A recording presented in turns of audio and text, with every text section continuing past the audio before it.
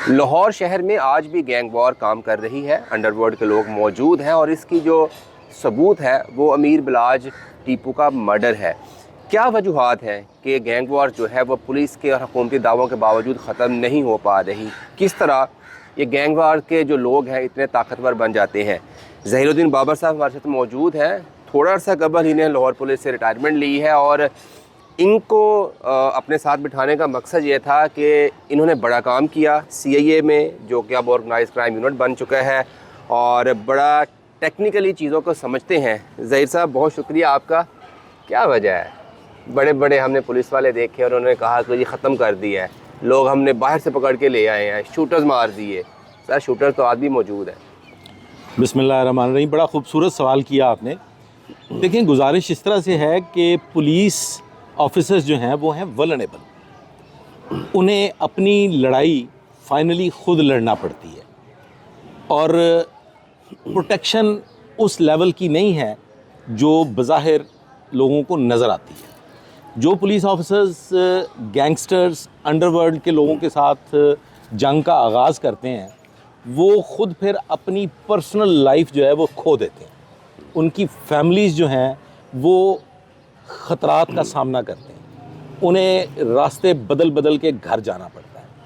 और इसकी बुनियादी वजह यह है कि गैंगस्टर्स जो हैं उन्होंने बाकायदा तौर पे अपने एडवोकेट्स जो हैं वो हायर किए हुए हैं। वो अपने केसेस को बाकायदा एक मुनज़्ज़म तरीके से फ़ाइट करते हैं। वेयर एज़ पुलिस ऑफिसर को अपने साथ होने वाले वाक़यात के लिए एक तने तनहा जंग का आगाज़ करना पड़ता है, जैसा कि इस वक्त CIA अंडरवर्ल्ड पे काम कर रही है। अच्छा, आपकी बात से ये तासुर मिला है कि पुलिस इंडिविजुअल के तौर पर आपने उसको प्रेजेंट किया है, हालांकि पुलिस तो रियासत की नुमाइंदी है और रियासत के सामने कौन खड़ा हो सकता है? अच्छा, ये भी इल्ज़ाम आते हैं ना, लोग कहते हैं कि जी पुलिस के लोग अंडरवर्ल्ड के साथ मिले होते हैं, ये सही है? ये बात तकरीबन 30% करेक्ट है।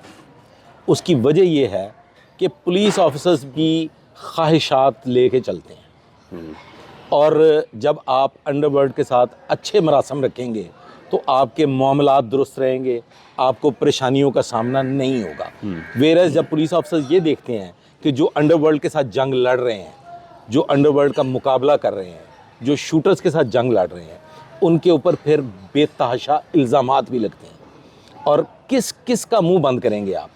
जब आप किसी शूटर को उसके मंतकी अंजाम तक पहुंचाते हैं तो आप पे सबसे बड़ा इल्ज़ाम ये लगता है कि पुलिस ने ये जो काम किया है ये किसी के साथ मिल के किया है, ये पुलिस ने नाजायज़ ज़्यादती कर दी है। जबकि ऐसा नहीं होता। वो लोग जिहाद कर रहे हैं, वो इंडिविजुअल जिहाद कर रहे हैं जो गैंग वार के ख़ात्मे के लिए अपनी जान हथेली पे रख के लड़ रहे हैं। लाहौर का जो गैंग वॉर्स हैं ये कितना मुख्तलिफ है कराची से। कराची में तो हमने देखा कि सड़कों पे चौराहों में लोग कत्ल हो रहे हैं, लेकिन अगर आप थोड़ा सा डीपली एनालाइज करें लाहौर की सिचुएशंस को भी, तो लाहौर में भी ऐसे ही है। आप के पास अगर पैसे दे के आप शूटर हायर कर ले, बंदा मार दें, तो कितना डिफरेंट है कि क्या रेटिंग देंगे? हाँ बिल्कुल, आपने ये भी बहुत खूबसूरत सवाल किया है। कराची और लाहौर ज़मीन आसमान का फ़र्क है। ठीक है। कराची में पुलिस जो है वो अंडरवर्ल्ड के साथ बिल्कुल एक जान होके चलते हैं। वो आप ये समझ लें कि वो दो अलग मुख्तलिफ लोग नहीं हैं, पुलिस और गैंगस्टर्स एक ही हैं। वेरएज़ जो लाहौर है, बिलखुसूस आप लाहौर ना कहें, आप पंजाब कह लें। ठीक है। पंजाब में गैंग वॉर जो है वो उस तरह की गैंग वॉर नहीं है जैसी मुंबई में और कराची में है। कराची में चूँकि इंटरनेशनल राब्ते बहुत ज़्यादा हैं और वो तमाम गैंग्स इंटरनेशनल गैंग्स के साथ मिले हुए हैं और वो एक ही सिमत में चल रहे हैं। अगर मुंबई में कोई गैंगस्टर है तो उसका बराह रास्त राब्ता कराची के साथ है। लाहौर के हालात बिल्कुल मुख्तलिफ हैं। यहाँ चंद गिने चुने लोगों को अगर आप कहें कि वो इंटरनेशनली इन्वॉल्व हैं तो वो दुरुस्त होगा, लेकिन ओवरऑल ऐसा नहीं है। यहाँ पे जो गैंग्स काम कर रहे हैं वो अपनी ज़ाती दुश्मनियों को लेके आगे चल रहे हैं। कराची में ऐसा नहीं है। कराची में कोई दुश्मनी नहीं है। अगर कोई दुश्मनी है तो वो इंटीरियर सिंध में है। कराची में पैसे के लेन देन पे दुश्मनी जन्म लेती है। ठीक है। कराची में गैंगस्टर्स हायर किए जाते हैं अपने बिजनेस को बढ़ावा देने के लिए, ठीक। अपने बिजनेस को कामयाब करने के लिए आप गैंग्स का सहारा लेते हैं। लाहौर में कदीम दुश्मनियाँ चली आ रही हैं, ख़ानदानी दुश्मनी है जो 70 साल से चली आ रही हैं, कोई 40-42 साल से पुरानी दुश्मनी चली आ रही है, वो ख़ानदानी दुश्मनियाँ हैं।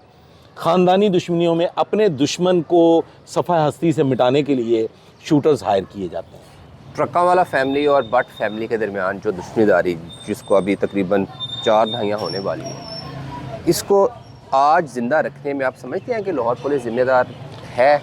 देखें ना, वो दोनों पार्टियों के फोर्सेस के लोग भी उनके साथ अच्छे रिलेशंस में हैं, दोनों के रिश्तेदार भी फोर्स में हैं। मैं पुलिस डिपार्टमेंट को डिफेंड नहीं करूँगा। ठीक है। अब इस वक्त जो मौजूदा हालात हैं, मौजूदा हालात में गैंगस्टर्स के साथ लाहौर पुलिस के मरासम नहीं है। ठीक है। लेकिन अब से कोई 15 साल पहले, 20 साल पहले बिल्कुल थे। वो लोग अब मौजूद नहीं हैं जिनकी ज़ाती दोस्तियां थीं। अभी अगर आप अमीर बालाज की बात करते हैं तो अमीर बालाज के दादा और अमीर बालाज के वालिद बिल्ला ट्रक्का वाला और टीपू ट्रक्का वाला, वो तो पुलिस के साथ बिल्कुल एक दोस्ती, क्या आप कह लें कि फैमिली की तरह उनके ताल्लुकात थे। और टीपू ट्रक्का वाला जो है उसको मुकदमा कत्ल से बरी किया गया, उसको मुकदमा कत्ल से खारिज किया गया, उसकी वजह भी पुलिस के साथ ज़ाती ताल्लुक़ थे। लेकिन आज ऐसा नहीं है। आज आप जो पुलिस अफसरान जंग लड़ रहे हैं, और लाहौर पुलिस के भी जो ऑफिसर्स हैं, अगर आप मुझे इजाज़त दें तो मैं एक नाम ले लूँ। जी, आप अगर अली भट्ट का जिक्र कर लें, जो इस वक्त बतौर DSP CIA इछरा काम कर रहे हैं, वो ज़ाती जंग बन चुकी है उनकी। ठीक है। गैंगस्टर्स के साथ, टारगेट शूटर्स के साथ उनकी ज़ाती लड़ाई बन चुकी है। वो बिल्कुल भी ना तो किसी के साथ उनकी दोस्ती है और ना ही वो किसी ख़ानदान को लेके साथ चल रहे हैं। उनकी अपनी ज़ाती ख्वाहिश थी कि मैं शूटर्स का ख़ात्मा कर दूं लाहौर से, और आज वो वल्नरेबल हैं। वो होटल्स में नहीं जा सकते, वो रेस्टोरेंट्स में अपनी फैमिलीज़ को लेके आज़ादाना तौर पे नहीं फिर सकते, वो अपने घर जाते हैं, रास्ता बदल के जाते हैं। तो अब वो हालात नहीं है। कराची के हालात का आप लाहौर के साथ तकाबली जायज़ा गलत होगा, क्योंकि वहाँ के गैंग्स भी डिफरेंट हैं और वहाँ के शूटर्स भी डिफरेंट हैं। वहाँ पे आपको हर गली से, हर महल्ले से एक शूटर हायर कर सकते हैं आप। तो ये गैंग्स वॉर रन करने के लिए लाहौर में अगर आज की 30-40 साल पीछे देखें तो ये किराए के कातिल जिनको आज हम शूटर्स कहते हैं, ये कितना अहम है रोल इनका, और ये इंडक्शन कब हुई थी? जी, ये इंडक्शन हुई थी जी हनीफा बाबा, जिन्होंने वो जी वालों। जी हाँ, ये हनीफा बाबा, अब से आप समझ लें कि कोई 40 साल पहले लाहौर में शूटर्स को हायर करने का रवाज बना। ठीक है। और उसकी वजह यह थी कि जो दुश्मनियाँ चूँकि बराह रास्त थीं, ख़ानदानी दुश्मनियाँ थीं, और वो अपनी ज़ात को उससे अलग रखने के लिए, अपने आप को बचाने के लिए शूटर्स हायर करने का रवाज पैदा हुआ। और फिर वो शूटर्स कौन होते थे? वो शूटर्स वो होते थे कि कोई शख्स, जैसे टीपू ट्रक्का वाला कत्ल होता है तो टीपू ट्रक्का वाला के साथ ही खुरम हुआ करता था, उसे हायर किया गया, उसको ख़रीदा गया। ठीक है। बाहर से कोई शूटर नहीं लिया गया, उसी के बंदे को तोड़ के तो बतौर शूटर इस्तेमाल किया गया। ऐसे ही जो बिल्ला ट्रक्का वाला है, बिल्ला ट्रक्का वाला की मोहब्बत थी हनीफा बाबा के साथ। ठीक है। वो दस्ते शफ़क़त रखते थे हनीफा बाबा पे। लेकिन एक मामूली सी बात कि जिसमें बिल्ला ट्रक्का वाला ने अपने बेटे टीपू ट्रक्का वाला को बचाने के लिए तमाम तर इल्ज़ाम हनीफा बाबा पे आयद किया, लेकिन वो ये जानता था कि मैं हनीफा बाबा को बचा लूँगा। उसने अपने बेटे को पहले बचा लिया और बाद फिर उसने हनीफा बाबा को भी बचाया, उनको भी वो जेल से लेके आया, अपने घर रखा। लेकिन हनीफा बाबा के दिल में वो एक दुश्मनी ने जन्म ले लिया कि हम जेल काट के आए, और वही रिज़ल्ट निकला कि फिर जो टीपू ट्रक्का वाला के दुश्मन थे, जो टीपू ट्रक्का वाला के ख़ानदानी दुश्मनी थी, उसको हायर कर लिया हनीफा बाबा को, और हनीफा बाबा के ज़रिए फिर टीपू ट्रक्का वाला को जो है वो नुकसान पहुंचाया गया। एक शूटर्स के लिए प्रैक्टिस बड़ी अहम है। कहाँ पे होती है प्रैक्टिस लाहौर में? इतनी गोली चले तो पुलिस को पता चल जाता है, तो जहाँ पे हज़ारों गोलियाँ चलती हैं पुलिस के इल्म में नहीं होता। देखिए, एक आम आदमी के लिए वेपन्स तक रसाई मुश्किल है, बहुत मुश्किल काम है। लेकिन ये जो गैंगस्टर्स हैं, जो शूटर्स हैं, ये देहाती इलाकों में, हमारे लाहौर के गिरदोनवा में भी ऐसे देहात मौजूद हैं। अब अगर मैं यहाँ पे एक निशानदेही करूँ कि काना के इलाका में एक शूटिंग रेंज है। अच्छा, वो एक पॉलिटिकल लीडरशिप की, जो सबका एक पॉलिटिकल लीडरशिप, शायद अब इस वक्त वो जेल में है, उनका फार्म है, और उनके फार्म पे बाकायदा एक शूटिंग रेंज है, और उस शूटिंग रेंज पे आप बाआसानी टारगेट प्रैक्टिस कर सकते हैं। अब कोई शख्स 500 पुलिस वहाँ पे नहीं उसको ख़त्म कर सकती। अब मैं अब इसका थोड़ा सा आपको बता देता हूँ कि अगर कोई एक मुरब्बे का 25 एकड़ का फार्म है, या अगर कोई 50 एकड़ का फार्म है, उस 50 एकड़ के फार्म में, जो कि दूर दराज इलाके में है, देहात में है, वहाँ पे फायरिंग हो, तो वो बासानी ये कहा जा सकता है कि जी हमारी अपनी रेंज है, हम यहाँ पे टारगेट शूटिंग कर रहे हैं, हमारे पास लाइसेंस्ड वेपन्स हैं, हम और वहाँ पे कोई भी आके टारगेट शूटिंग की प्रैक्टिस कर सकता है। महंगा शौक है पुलिस को शायद, और पुलिस में भी जो प्रैक्टिसिंग है वो बहुत कम है। पुलिस में भी चंद लोग हैं जो टारगेट शूटिंग की बाकायदा प्रैक्टिस करते हैं, जो वेपन हैंडलिंग की बाकायदा प्रैक्टिस करते हैं, क्योंकि ये एक महंगा शौक है। पुलिस ने 10 गोलियां आपसे चलवा ली साल के बाद, और वो भी रिकॉर्ड रखना है, और उसका भी आपने रिकॉर्ड मेंटेन करना है। और उसके मुकाबले में जो टारगेट शूटर्स हैं, जो जिन्हें आप गैंगस्टर्स कहते हैं, वो एक एक दिन में 500-500 गोली की प्रैक्टिस कर लेते हैं। तो ये एक इसमें है चीज़। अच्छा, कि शहर में तो प्रैक्टिस नहीं हो सकती, देहात में प्रैक्टिस होती है। अच्छा ज़हीर भाई, एक पुलिस अफसरान से जब भी बात की जाती है ना इन मामलात पे कि ये गैंगस्टर जो हैं ये मुकम्मल तौर पर एलिमिनेट क्यों नहीं हो सकते हैं, तो पुलिस वाले ऑफ रिकॉर्ड हमें बता देते हैं कि पॉलिटिकल इन्फ्लुएंस भी होता है।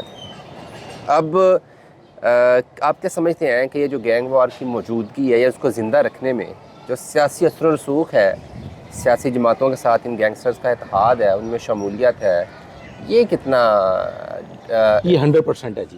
ठीक है, ये 100% है, और उसकी वजह है, उसकी वजह ये है कि हमारे यहाँ पे आपको अपनी हिफाजत के लिए, ठीक है, अपनी प्रोटेक्शन के लिए सहारा लेना पड़ता है सिक्योरिटी का। और सिक्योरिटी भी फिर आपको चाहिए होती है जो आपकी वफादार भी हो। तो वो वफादार सिक्योरिटी हासिल करने के लिए गैंगस्टर्स, शूटर्स, इश्तिहारी मुजरमान, उनको पनाह दे के उनको अपने साथ रखा जाता है। अच्छा ज़हीर भाई, मेरा एक सवाल आपसे ये है, जो हालिया इंसिडेंट हुआ है अमीर बिलाज के मर्डर के हवाले से, तो एक हमदर्दाना लोगों का जो सेंटिमेंट्स हैं वो टुवर्ड बिलाज हमने देखे हैं, और एक इम्प्रेशन ये जनरेट हो रहा था कि बिलाज शायद दुश्मनीदारी नहीं चाह रहा था, तो उसको ये विरासत में मिली थी। आपकी मालूमात के मुताबिक क्या वाकई बिलाज जो था वो भट्ट ख़ानदान के साथ दुश्मनी थी, उसको वाइंड अप करना चाह रहा था? कोई सिंसेरिटी के साथ कुछ एफर्ट्स हुई थी ऐसी? जी नहीं हुई।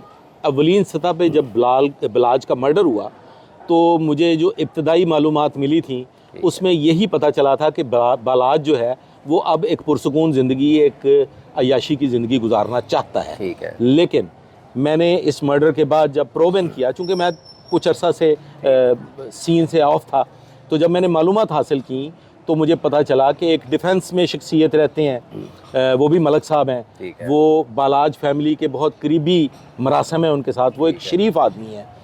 उन्होंने बालाज की मिन्नतें की कि इस दुश्मनी को ख़त्म कर दो और एक पंचायत करके इस मामले को अब आप अपनी ज़िंदगी को पुरसुकून बना लो। इसी तरह से एक और मलक साहब हैं जो अल्लामा इकबाल टाउन के इलाके में रहते हैं, उन्होंने भी भरपूर कोशिश की कि ये लोग अब सुलह सफाई की तरफ चले जाएं, क्योंकि बालाज के जो दुश्मन हैं वो बहुत कदामत पसंद दुश्मन है। ठीक है। और वो अपनी रवायात को साथ लेके चल रहे हैं, वो दुश्मनियों में सुलह नहीं करते। और बालाज ने ऐसी कोई भी कोशिश नहीं की कि ये दुश्मनी ख़त्म हो। उसने वक्तन फ़वक्तन शूटर्स भी तैयार किए, उसने वक्तन फ़वक्तन हमला करने की कोशिश भी की। और आपका क्या ख़्याल है कि जब दुश्मनियाँ चल रही हों तो आपको पता नहीं चलेगा कि कौन क्या तैयारी कर रहा है और कोई हम पे कैसे हमलावर होने की कोशिश कर रहा है? तो बालाज ने बिल्कुल कतन अपनी ख़ानदानी दुश्मनी को ख़त्म करने की कोशिश नहीं की, बल्कि उसने इसको मज़ीद इजाफा इसमें किया। अच्छा, एक सवाल ये भी बनता है कि बिल्ला, फिर उसके बाद टीपू, फिर बिलाज, दूसरी तरफ भट्ट ख़ानदान से कोई भी जो प्रोमिनेंट फिगर था वो इस गैंग वॉर के नज़र नहीं हुआ। ये दोनों ख़ानदानों में इसको आप कैसा देखते हैं? ये क्या वजह देखिए, है? जो दूसरी बट फैमिली है ना जी, वो बड़े सियाने हैं, वो वल्नरेबल नहीं है, सही है, वो पब्लिक गैदरिंग्स में नहीं जाते, ठीक है, वो सोशल लाइफ नहीं गुजारते। उन्होंने अपनी सोशल लाइफ यूके, दुबई और इन इलाकों में, मलाइशिया, थाईलैंड की तरफ ले गए हैं। अपने लोकल नहीं, पेरेंट कंट्री में वो वल्नरेबल नहीं है, वो आज़ाद नहीं फिरते। वेरएज़ ये जो बिला ट्रका वाला और टीपू और बलाज की जो लाइफ थी वो बहुत सोशल थी। वो अपने डेरे पे भी खुले बैठते थे, शेरों के साथ खेलते थे, जानवर उन्होंने रखे हुए थे, वहाँ लोगों का आम आना जाना, शादियों में जाना, मैयत पे जाना, ये उनके रवाज थे और उन्होंने शहर की दुश्मनदारी आखिरी वक्त तक रखी। अच्छा, एक ये भी एक ख़दशा लोगों के जहनों में है कि बलाज के मर्डर के बाद शायद ये जो ट्रक्का वाले और बट फैमिली के दरमियान दुश्मनी थी, ये इसको ऑक्सीजन मिली है इस मर्डर के बाद, ये ख़त्म हो गई जी। अच्छा, बलाज के बाद अब कोई ऐसी शख्सियत ट्रक्का वाले में मौजूद नहीं है जो इस दुश्मनी को लेके आगे चल सके। बलाज एक लास्ट फिगर था, वो बहुत पढ़ा लिखा था, बड़ा ज़हीन था, लेकिन मात खा गया अपनी लुंड मुश्तंड गैदरिंग की वजह से। वो अपने जो उसके आवारा दोस्त थे उनके साथ उनकी संगत की वजह से वो मात खा गया। वरना वो जितना ज़हीन था, जितना समझदार था, उसने सोशल मीडिया कंट्रोल किया हुआ था, उसने लोगों के दिलों में घर कर लिया था। देखें, आज के इस दौर में जो सोशल मीडिया पे कंट्रोल कर सकता है ना जी, वो बयानिए भी बना सकता है और वो अपने आप को लोगों के सामने एक खूबसूरत इंसान के तौर पे भी पेश कर सकता है। अगर आप पॉलिटिकली भी देख लें तो इस वक्त सोशल मीडिया के ज़रिए जिस पार्टी ने अपना एक तासर कायम किया है लोगों पे, वो एक इन्फ्लुएंस रखता है, इन्फ्लुएंस बिल्कुल रखता है, बहुत बिल्कुल इन्फ्लुएंस। रखता है। और मीडिया इन्फ्लुएंसर जो हैं, सोशल मीडिया इन्फ्लुएंसर जो हैं, वो और उसकी जो भी बेहतर जो जानते हैं। पहचान और गुडविल जिसको हम कह सकते हैं वो बनी थी तो इसी सोशल मीडिया के सोशल थ्रू मीडिया बनी के थी। पढ़ा लिखा एक लड़का आखिरी था। सवाल ये है कि माजी में भी पुलिस तहकीकात में कमियां कोताही रही। डेफिनेटली बलाज के मर्डर के पस मंज़र जो भी फैक्टर्स हैं पुलिस ने तहकीकात करनी है। कितने % मेरिट प्रिवेल करेगा इस केस देखिए, में? पुलिस कोशिश करेगी, क्योंकि मैं इस वक्त ये जानता हूँ कि CIA के सरबरा, जिसे आप ऑर्गेनाइज्ड क्राइम कह लें, ऑर्गेनाइज्ड क्राइम यूनिट के जो सरबरा हैं उनका अंडरवर्ल्ड से कोई ताल्लुक़ नहीं है, ठीक है, उनका बदमाशों से कोई ताल्लुक़ नहीं है। और CIA में जो ऑफिसर्स तैनात हैं, एक आध को छोड़ के बाकी सब के सब जो है वो गैंग वॉर को ख़त्म करना चाहते हैं। ठीक है, लेकिन सवाल फिर वहीं आ जाता है कि अब जो बट बरादरी है उन्होंने इस मर्डर को इस खूबसूरती से प्लान किया है कि वो मर्डर से पहले पाकिस्तान में मौजूद नहीं थे, वो ऑलरेडी पाकिस्तान से बाहर जा चुके थे। एविडेंस रिक्वायर्ड है। पुलिस ने अगर मेरिट करना है तो उसने एविडेंस बेस्ड मेरिट करना है। क्राइम सीन का एविडेंस और जो चीज़ें बरामद होंगी उनका अगर कोई ताना बाना उनसे जाके मिलेगा, अगर उनकी कॉल रिकॉर्ड्स आपस में मैच करेंगे, अगर उनकी CDRs आपस में मैच करेंगी, उनकी कम्युनिकेशंस आपस में मैच करेंगे, तो पुलिस, फिर आप कह सकते हैं कि पुलिस मेरिट पे इस केस को फाइनलाइज कर देगी। मैं ये समझता हूँ कि पुलिस नाकाम हो जाएगी। चलें जी, अल्लाह ना करे ऐसा हो कि पुलिस नाकाम हो, क्योंकि अगर पुलिस नाकाम होती है तो फिर ये जो शहर में गैंग वॉर की वजह से कत्ल और गारत का सिलसिला चला आ रहा है दहाइयों से, ये मज़ीद आगे बढ़ेगा और इस गैंग वार्स में कई मासूम जानें भी जो हैं वो नज़र हुई हैं और अल्लाह ना करे कि इस केस में ऐसा हो।